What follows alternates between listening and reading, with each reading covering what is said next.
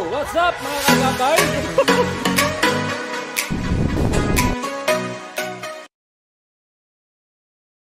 Ayan, kung mapapansin nyo, yun ay violet na bulaklak na kung sa ibang lugar ay mayroon tinatawag dyan ng mga ganun tawag na bulaklak, ay dito ay mayroon din naman na jacaranda. Ayan, dahil kaya tinawag na jack. Maganda itong lugar na to. Kung kayo may time para mamasyal ay puntahan nyo na itong lugar na to, at para ka na rin kayo nakapunta sa ibang lugar na.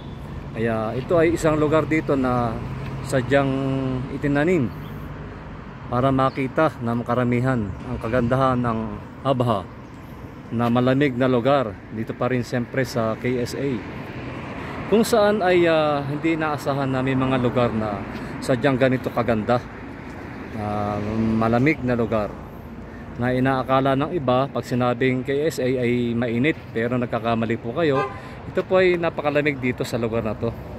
Kaya po proud na nakapunta kami rito sa area dito at nakita namin at nasaksihan ang sinasabi nila ng mga jacaranda flowers. So ayun lang po, at pasilip lang po sa mga flowers na yan. Kung kayo po ay may panahon, bumisita kayo rito, and ingat lang po sa pagdadrive at malayo-layo. Good luck, maraming salamat pong muli sa inyong suporta. Alam po, and masalam.